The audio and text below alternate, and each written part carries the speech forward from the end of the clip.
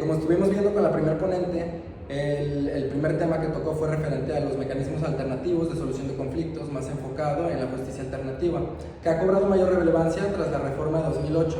Esta reforma marcó un antes y un después en nuestro sistema de justicia al incorporar herramientas más accesibles y eficaces para resolver conflictos, especialmente en el ámbito penal.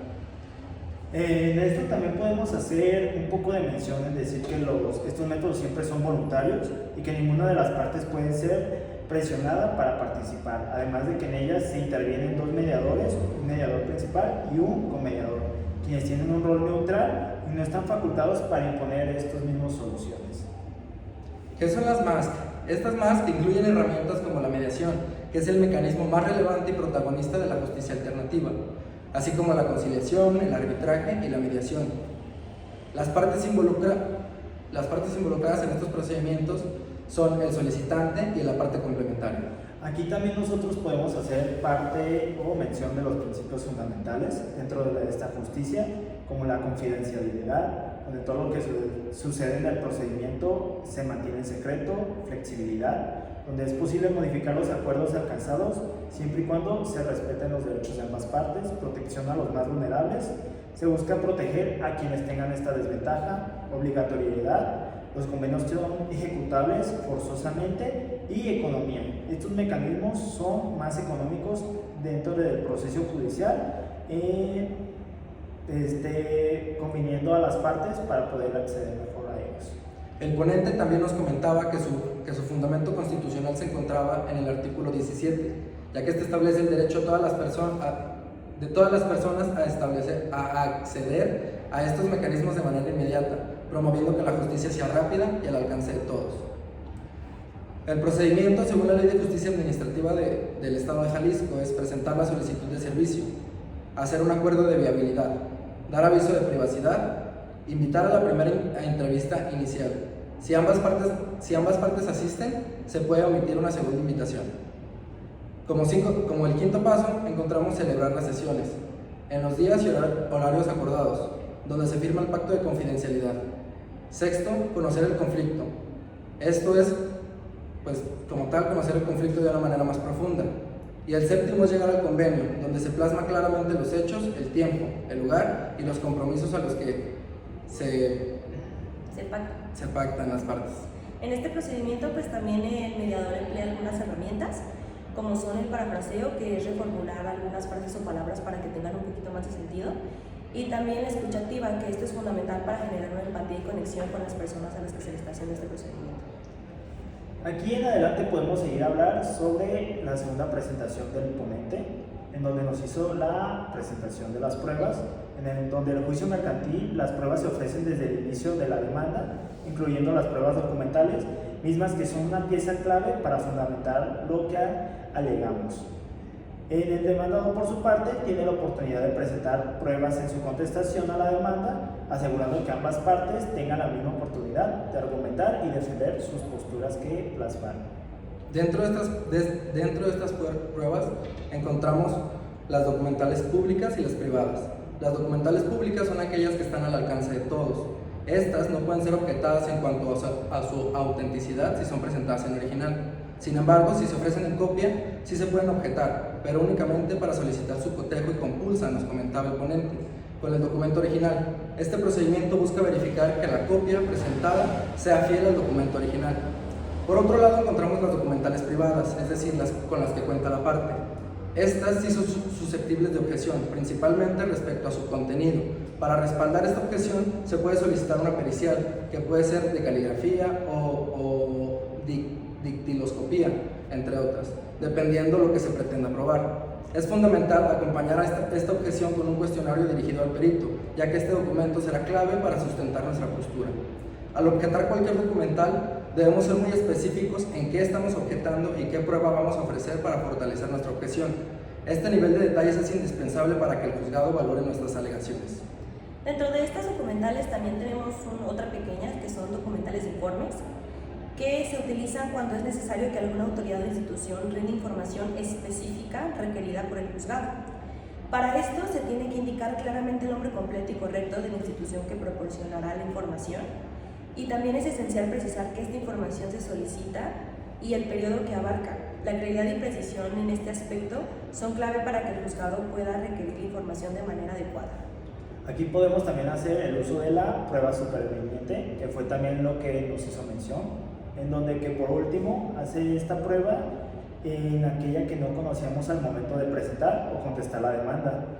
Y esta surge posteriormente después de ser presentada, pero se otorgan nuevamente unos 3 días para que las partes tengan la oportunidad de objetar dicha prueba. El tema 3 del que nos habló la ponente fue características del juicio oral mercantil.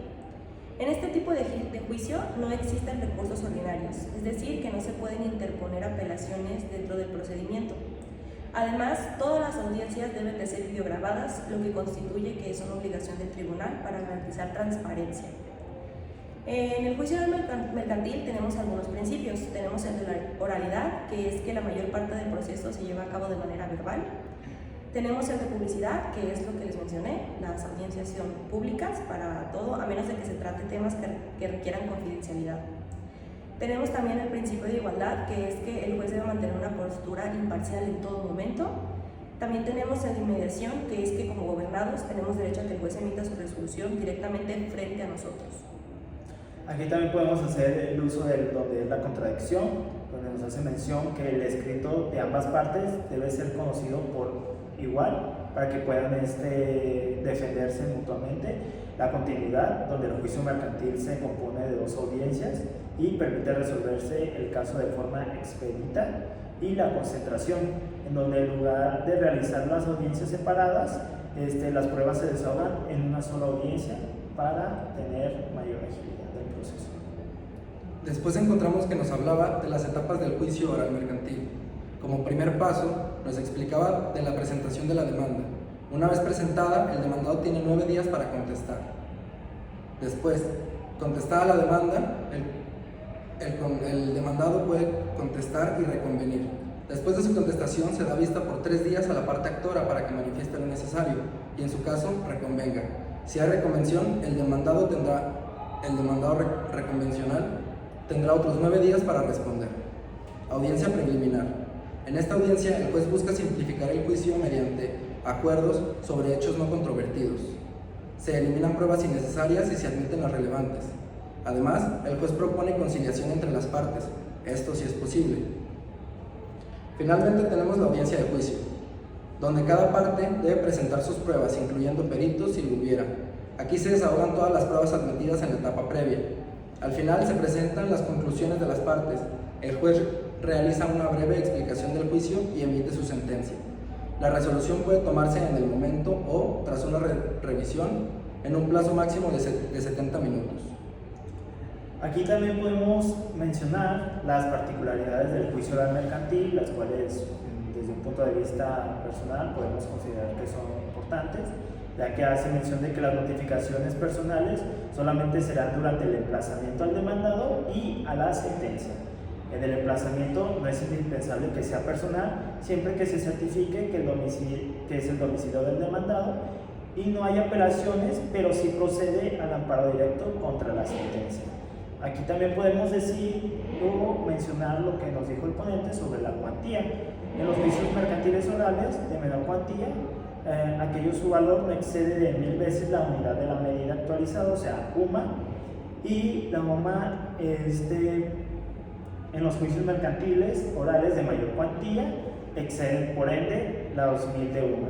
La cuantía también influye en la competencia del juez y el tipo de medidas que puede adoptarse y la duración de dicho proceso. Es importante verificar la legislación vigente, ya que las sumas y los valores pueden actualizarse anualmente para dichos procesos. Nuestro ponente también nos mencionó la prueba testimonial, que tiene como propósito de terceros ajenos a las partes del juicio que narren hechos que presenciaron directa y personalmente. Aquí tenemos pues algunos puntos claves que son la identificación de los testigos, que es necesario proporcionar los nombres y apellidos de todos los testigos al momento de ofrecer esta prueba. Tenemos también que tiene que ser un mínimo de 2 testigos, que es la regla general. Tenemos también la comparencia voluntaria, que es que los testigos deben presentarse al juicio de manera voluntaria. En caso de que no puedan hacerlo, se debe justificar esta circunstancia. También tienen que ser hechos presenciados, que significa que los testigos solo pueden declarar sobre hechos que vieron o escucharon directamente. También nos hacía mención el ponente que si una persona le cuenta, no cuenta, tiene que ver o escuchar. Y también están las excepciones, que aunque las pruebas deben ofrecerse desde el inicio, existe una excepción importante, que es lo que nos comentó mi compañero Jefferson al inicio, que es una prueba superveniente, es decir, hechos ocurridos después de que se presentó la demanda. Es posible ofrecerlos, estos hechos, como pruebas adicionales relacionadas con nuevos hechos que sucedieron. Aquí podemos hacer una pequeña mención en donde, dicho del juicio mercantil, el domicilio procesal de los servidores públicos se considerará en el juzgado, facilitando así su competencia como a los testigos en dado caso de que esto sea necesario. Finalmente, como tema 5 tenemos la prueba confesional, que no la sí, el último ponente. Nuestro último ponente. Sí. La prueba confesional implica que las partes del juicio, es decir, el actor y el demandado, respondan bajo protesta de decir verdad sobre hechos que pueden perjudicarles. Por ejemplo, algunos puntos claves de la prueba confesional son las partes involucradas. Esta prueba se realiza entre las partes materiales del juicio, es decir, el actor y el demandado, como lo mencionaba anteriormente, aunque sus abogados, como partes formales, participan activamente. Reconocimiento de hechos. El objetivo es obtener una confesión sobre hechos que sean relevantes para la resolución del caso. Procedimiento tradicional. En los juicios tradicionales se presenta un pliego de posiciones con preguntas formuladas en un sobre cerrado. Este sobre es firmado por el secretario y el juez para garantizar su integridad.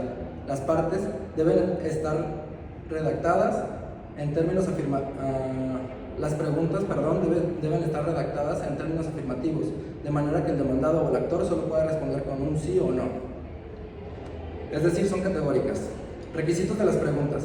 Deben estar relacionadas directamente con los hechos que se quieren probar.